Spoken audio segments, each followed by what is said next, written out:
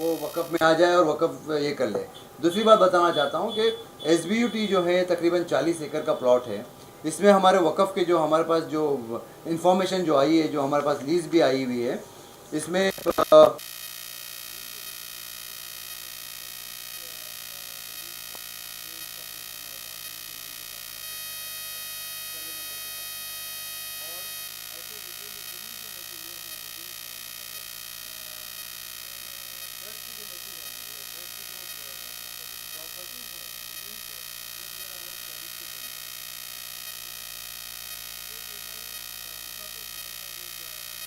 तरह का जो इशू आ गया था कि भाई वहाँ पे जाके बोर्ड ऑफिसर जो मेंबर जो है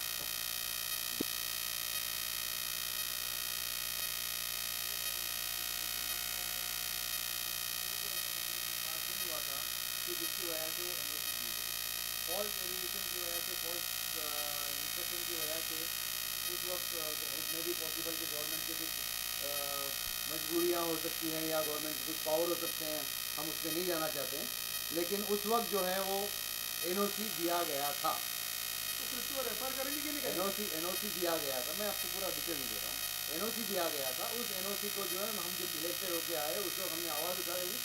हमारी पहली मीटिंग थी 11 और 12 दिसंबर 2019 को। उसमें हमने हमारा पहला मुद्दा वही रखा कि SBUT को जो एनओसी दी, उसको जो एनओसी दी गई, उस एनओसी को जो है वो कैंसिल किया जाए। तो वहाँ पे उसको उस वक्त जो है 3 से 4 मेंबर पुराने थे, तो उसमें वो डिस्कशन किया गया कि भाई आप लोगों ने ये रेजोल्यूशन पास, हाँ रेजोल्यूशन पास हुआ था, लेकिन आगे उसका अमेंडमेंट नहीं किया गया, तो फिर एनओसी कैसी दी गई। तो फिर उस वक्त जो है उस एनओसी के ऊपर स्टे लाया गया और उस एनओसी के ऊपर स्टे लाने के बाद जो है इमीडिएटली सबको स्टॉप वर्क नोटिस दी गई।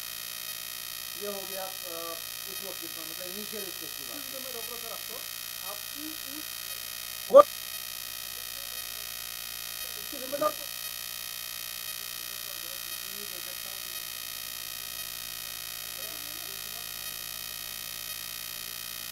मालूम पड़ा कि उस वक्त जो सीओ थे ये कहा था कि उस वक्त की गवर्नमेंट ने उनको इंस्ट्रक्ट किया गया था। अब मैं वो भी गवर्नमेंट के ऊपर नहीं जाना चाहता हूँ। मैं ये कहना चाहता हूँ, 1-2 मिनट खाली, मैं ये बोलना चाहता हूँ आप लोगों को कि हमारे ऑलरेडी लास्ट मीटिंग में हमारा रेजोल्यूशन पास हो गया है कि जिन लोगों जो भी इस तरह की प्रॉपर्टी, वक़्फ़ की प्रॉपर्टी बेच रहे हैं या विदाउट कंफर्मेशन ऑफ वक़्फ़ बोर्ड एनओसी दे रहे हैं, उनके ऊपर देने और लेने वाले के ऊपर इमीडिएटली FIR रजिस्टर होगा। और इंशाल्लाह ये बहुत जल्दी हमारी जो कार्रवाई जो शुरू होने जा रही है। और इंशाल्लाह ये भी मैं कह रहा हूँ कि SBUT में जो 40 प्रॉपर्टी जो खरीदी गई, जो सेल एग्रीमेंट बनाया गया और दूसरे जो भी काफ़ी बॉन्ड वगैरह जो बनाए गए, इसके ऊपर भी हम एक्शन लेंगे। क्योंकि एक बार वक्फ प्रॉपर्टी हो गई ना, उसको चेंज किया जा सकता है जगह को, ना सर्वे चेंज किया जा सकता है अभी उसके अंदर जो एनओसी दी गई है और उसके बाद में जो डिमोलेशन हो गई बिल्डिंग, उसके ऊपर आप लोग क्या एक्शन लेंगे? इसके ऊपर जो है हमारा सुप्रीम कोर्ट में 5 तारीख को इंशाल्लाह सुप्रीम कोर्ट में 5 तारीख को हमारा डेट है। उस पर इंशाल्लाह हमारी लीगल टीम ने यही कहा है कि 5 तारीख तक जो है आप खामोश रहे, हम 5 तारीख के बाद मेरा एक सजेशन रहेगा, मैं आपसे बोलता हूँ, मेरा एक सजेशन है कि इन एक्शन जो भी ऑफिसर इन एक्शन करता है उसके लिए IPC ओपन है 166, 167, 217, 218। तो why not the FIR under that section 166, 167, 217, 218। देखिए ऐसा है कि जब बोर्ड का जब कंसर्न आता है तो without confirmation of board meeting, sorry to say कि एक लॉ बना हुआ है, ये एक्ट बना हुआ है कि without confirmation of the board meeting हम कोई भी इसको पास नहीं कर सकते। हमारी जो लास्ट मीटिंग हुई इसमें हमारा यही एजेंडा था मोस्ट प्रॉब्ली कि जितने इलीगल प्रॉपर्टीज़ को जो कैप्चर किए हुए, जो बिल्डिंग बना रहे हैं या सेल डीड जो किया हुआ है, उनके ऊपर FIR रजिस्टर करना। ये इंशाल्लाह हम लोग जो है विदिन 15 डेज में जो है इस प्रोसेस को चालू करेंगे हम लोग। सर एक छोटा सा सवाल ये कि अभी ये कुछ बिल्डिंग के टेनेंट्स का है, ये जो है तुम्हारा हारून सिद्दीक चैरिटेबल ट्रस्ट, हाजी हारून सिद्दीक चैरिटेबल ट्रस्ट, इनके 33 टेनेंट लोग जो है यहाँ पर अभी आपके सामने यहाँ पर दिख रहे हैं आपको, ये लोग आए हुए यहाँ पर। इनकी बिल्डिंग को ट्रस्ट वालों ने एज अ लैंडलॉर्ड बोल के अपने आप ट्रस्ट को बेच दिया है। ऑलरेडी इनके सब डॉक्यूमेंट्स होने के बावजूद इन पे इतना प्रेशर बनाया जा रहा है, इनके साथ में इनको घर खाली करने के लिए इनकी BMC वाले आके परेशान कर रहे हैं, भाड़ा वाले आके परेशान कर रहे हैं, पुलिस वाले आके परेशान कर रहे हैं। तो सर ये परेशानी कब तक के लोग झेलेंगे? देखिए रहा सवाल परेशानियों की, 2000 तो इंशाल्लाह के रिलेटेड जो हमारे जो तो सर पेपर्स आएंगे। मेरे आपसे ये रिक्वेस्ट है कि आज ये जो मस्जिद का इशू जो हुआ है या ये जो टेनेंट लोग आए, आप एक जॉइंट मीटिंग इनकी माइनॉरिटी मिनिस्टर के साथ करा दीजिए, ताकि कम से कम आज ये लोग जो भरोसे पे बैठे सरकार के, तो इनको तो थोड़ा आश्वासन मिले। पुलिस वहाँ पर सुनने के लिए तैयार नहीं है, बीएमसी की दादागिरी अलग चलती है, माड़ा के ऑफिसर्स की दादागिरी अलग चलती है। तो सर ये लोग वहाँ पर रहते हैं, फैमिली वाले गुंडे लोग नहीं है सर जो कि लड़ेंगे झगड़ेंगे।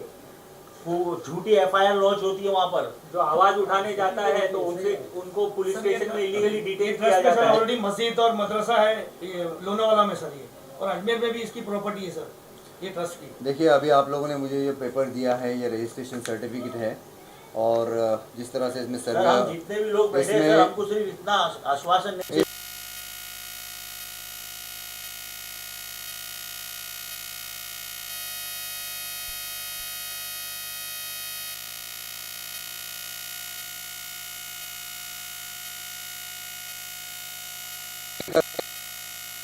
वक़फ़ की जो है एसबीयूटी में गई है या अदर स्टेट अदर एरिया में गई हुई है, महाराष्ट्र के जहाँ जहाँ प्रॉपर्टी वक़फ़ की प्रॉपर्टी जो है ट्रस्टी लोगों ने बेची हुई है या उसको इंडिमिटी बाउंड करके उन्होंने और कुछ डील किया हुआ है, तो इसके ऊपर हम 100% इसके ऊपर एक्शन लेंगे।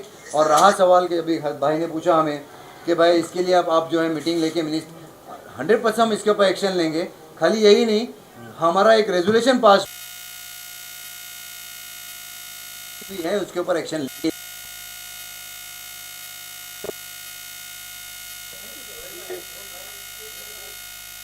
इनकी ये जो बिक गई मतलब खाली जो है वो शाल के नीचे चेंज कर दिया गया टाइटल। ये सेफी मस्जिद जो है सेफी मस्जिद ट्रस्ट से बिक कर गई एसबीटी के अंडर में, और एसबीटी ने उसको खरीदा 29 लाख के अंदर में। तो ये जो उनकी जो प्रॉपर्टीज है ये जो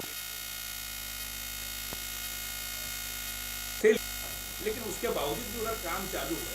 और दूसरी चीज ये है कि मेरा कुछ इस वक्त अपने वक्त बराबर है। तो अगर आप ये जाते हो रिडेवलपमेंट में और अमल कमीशन का अलाउड देते हो, एनओसी करते हो, आपका जो है स्टेटस क्या रहेगा? दूसरे से लोग आए हैं मुंबई से, क्या पूरा मामला है थोड़े से डिटेल के साथ में बताइएगा। दरगाह को मस्जिद को लेकर जो मैटर आया हुआ है उसे तोड़ने की कार्रवाई जो है बीएमसी के द्वारा की जा रही थी, आपने वहाँ पर रुकवाया है, क्या पूरा मामला है? देखिए, माहिम दरगाह और हाजिली दरगाह जो है एक प्लेटफॉर्म एक ह्यूमैनिटी का है, और हमारे वहाँ ऐसा है कि माहिम दरगाह का महाराष्ट्र में 80% मस्जिद दरगाह कब्रिस्तान का एक रिप्रेजेंटेशन यहाँ आते रहता है, हमारे साथ में राब्ते में। और माहिम दरगाह की तरफ से एक वक़फ़ बोर्ड के ऊपर मेंबर भी चुन के गए डॉक्टर मुदस्सिर लामड़े। तो कुछ भी ऐसा मसला होता है दरगाह मस्जिद कब्रिस्तान का, तो पहले मसला जो है यहाँ दरगाह शरीफ पे आता है, माहिम दरगाह पे, और यहाँ से हम लोग एक लीगल लाइन ऑफ एक्शन या गवर्नमेंट के साथ में क्या लाइजॉनिंग करने की और उनको क्या अपडेट करने का है, तो हम यहाँ से बताते हैं उनको। लास्ट वीक एक फ़ोन आया था वहाँ के स्थानिक लोगों का, मस्जिद के तरफ हम लोग पाकमोडिया स्ट्रीट के मुसाफिर खाना मस्जिद के ऊपर एक राउंड भी मारे, और वहाँ बड़ा अफसोस हुआ कि जो तरीके से वो जो काम हुआ है उसके ऊपर आज उसके बाद में वहाँ जाने के बाद में कुछ प्रेस ने भी हमारे को फ़ोन किया, हमने एक टाइम निकी किया कि आज जो है हम हमारे विचार बताएंगे, हमारे जो ख्यालात है उसके बारे में बताएंगे। और यहाँ आज की महफिल में जो है एडवोकेट्स भी मौजूद है, जो पेटिशनर्स भी है वो भी मौजूद है, वक्फ बोर्ड के मेंबर भी यहाँ मौजूद है, और काफ़ी लोग इधर आए जो अपने अपने तरीके से बताएंगे। तो ये मैटर उनको समझा दिया गया है कि अभी आगे क्या लीगल लाइन ऑफ एक्शन लेने का है, गवर्नमेंट के पास कैसा हमारा अप्रोच होगा, और कोई भी चीज़ जो है वक़फ़ के अगर अगेंस्ट में अगर जा रही है, क्योंकि वक़फ़ की हेडलाइन ही ये है कि वंस अ वक़फ़ ऑलवेज़ अ वक़फ़। एक बार जो चीज़ वक़फ़ में है वो वक़फ़ से आ नहीं सकती है, ये एक अमानत के तौर पे हम देख रहे हैं उसको, हम एक कस्टोडियन है और इसकी जो मलकियत है वो अल्लाह ताला की है। अभी मैं चाहूँगा कि जो यहाँ दूसरे लोग बैठे, एडवोकेट बैठे इधर, यूसुफ बागवाला, आरिफ सैयद बैठे हुए जो पेटिशनर है, डॉक्टर मुदस्सिर लामड़े, दूसरे हजरात यहाँ बैठे हुए, वहाँ के स्थानिक बैठे हुए, वो आपसे मुताकिब होंगे। लामड़े सर क्या कहना चाहेंगे, जिस तरीके से दरगाह की तरफ से आपको एक रिक्वेस्ट की गई है कि लोगों की मदद करने के लिए, वक्फ बोर्ड के अंदर ये सारा मामला आता है, तो इस तरीके के कई सारे ऐसे मामले जो है लगातार वक्फ बोर्ड के अंदर आ रहे हैं बाहर निकल के, तो इस बार किस तरीके से मदद करेंगे हम लोगों की? देखिए ऐसा है कि ये 2019 की बात बता रहा हूँ मैं आपको, जब हमारी पहली मीटिंग हुई थी, हमारे इलेक्टेड होने के बाद जो है 11 और 12 दिसंबर को जो मीटिंग हुई थी, उसमें वो सबसे पहला इशू हमने उठाया था कि सैफ़ी ये जो मस्जिद है, मुसाफिर खाना मस्जिद है, उसको एनओसी किसने दिया। तब वहाँ पे उसकी स्क्रूटनी हुई, वहीं बोर्ड मीटिंग में स्क्रूटनी हुई और स्क्रूटनी में ये डिसाइड हो गया कि ये जो है बोगस एनओसी गई हुई है, उस एनओसी के ऊपर इमीडिएटली स्टे ला के उसको कैंसिल किया गया। और उसके जो है हम लोगों ने जो है बोर्ड की तरफ से जो है, और इसमें हमको हमारे जो मिनिस्टर हैं, माइनॉरिटी मिनिस्टर नवाब मलिक, उनका बहुत बड़ा योगदान रहा इस चीज़ में कि उन्होंने भी हमको बहुत सपोर्ट किया, हाथों हाथ हमारे साथ में लगे रहे। और वैसे ही हम लोग ने इमीडिएटली जो है बम्बई कलेक्टर, बीएमसी कमिश्नर, इनको सबको लेटर लिखे और वहीं हमने वो आगे प्रोसेस चालू किया उसका। उसके बाद जो है उन लोग जो है हमारे प्राइवेट एनजीओज़ जो हैं वो काफ़ी सेशन में गए, सेशन से हाई कोर्ट में गए, हाई कोर्ट से सुप्रीम कोर्ट गए, वहाँ पे भी उन्हें रिजेक्ट किया गया। और रिजेक्ट करने के बाद जो है जब ये मैटर वापस बोर्ड में आ गया कि भाई वहाँ पे रिजेक्ट हो गए, तो फिर बोर्ड ने वापस डिसाइड किया कि हम एक काम करते हैं, हम जो है सुप्रीम कोर्ट में हमारा बोर्ड की तरफ से और महाराष्ट्र गवर्नमेंट की तरफ से हम एडवोकेट हायर करते हैं। और हम लोग ने अल्हम्दुलिल्लाह वहाँ पे सुप्रीम कोर्ट में जो है हमने स्टे ले लिया इस चीज़ को। तकलीफ इस चीज़ की हो रही है हमें कि आज सुप्रीम कोर्ट जिसके ऑर्डर्स को जो है हम पूरा इंडिया मानता है, लेकिन हमको ये समझ में नहीं आता कि SBUT आखिर किस चीज़ की बनी हुई है, इसके पीछे बैकिंग क्या है, ये हम नहीं जानते अभी तक। हम वही जानना चाहते हैं कि SBUT के पीछे बैकअप किसका है, और SBUT को अगर सुप्रीम कोर्ट के ऑर्डर को अगर नहीं मानती, मतलब उनकी ताकत क्या है कि SBUT जो है ये सुप्रीम कोर्ट के ऑर्डर को नहीं मानने का रीज़न क्या है। ये इसमें काफ़ी सवालात हैं। तो हम इंशाल्लाह इसके ऊपर जो हम डिस्कस करेंगे, जो पहले यहाँ के जो बम्बई के जो लोकल लोग आए हुए हैं और जो ट्रस्टियान जो आए हुए हैं, हम पहले उनसे बात कर लेते हैं। हम फिर बाद में लास्ट में जो है आपको हम पूरा डिटेल दे देंगे कि हमने क्या स्टेट अब तक क्या किया और क्या करने वाले हैं आगे हम।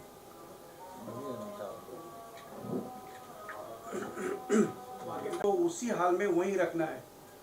हाँ, उसी में अगर आप डेवलप करना चाहें डेवलप कर सकते हो, उसी प्रॉपर्टी को उसी ट्रस्ट के थ्रू, उसी वक्त के थ्रू रख के आप उसमें मसलन उसका और बेहतर बना सकते हो, लेकिन उसका तोड़ नहीं सकते, उसका हटा नहीं सकते।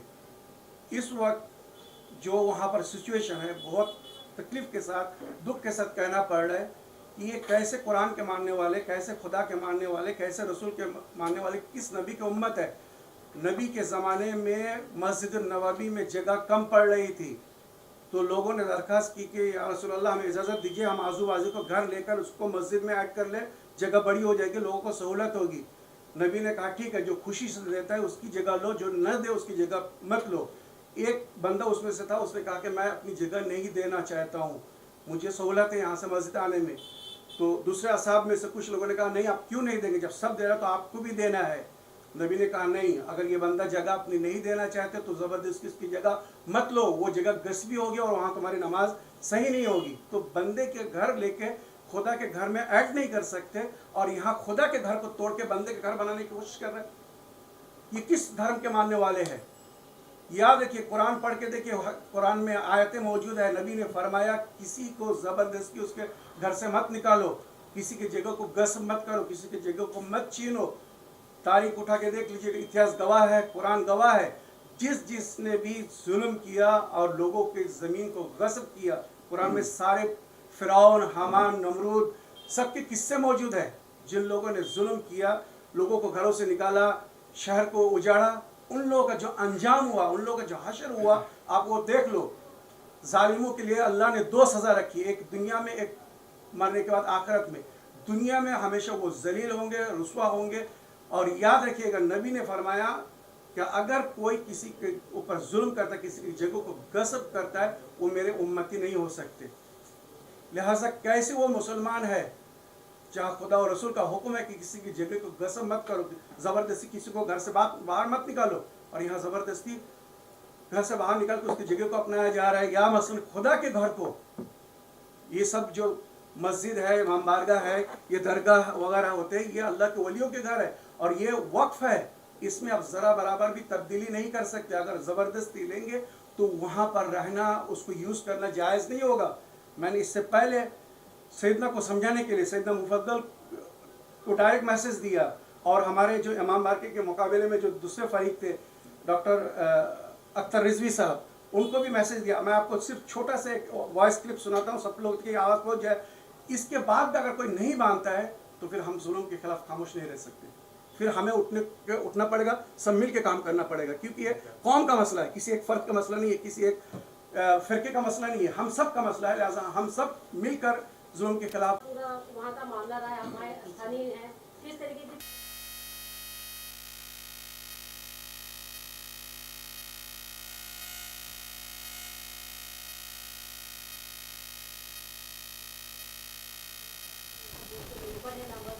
ये सारे लोगों के मिलने के बाद किस तरीके से राहत देती है?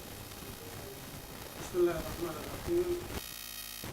अभी वो कुरान में हमें हुक्म दिया गया, ताआवनु अलल बिर्रि वत तक़वा वला ताआवनु अलल इस्मि वल उद्वान।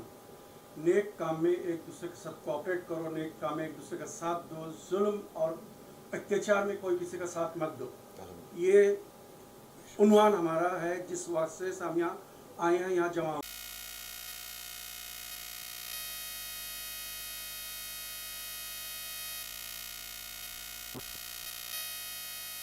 और माशाल्लाह डॉक्टर लांबी साहब भी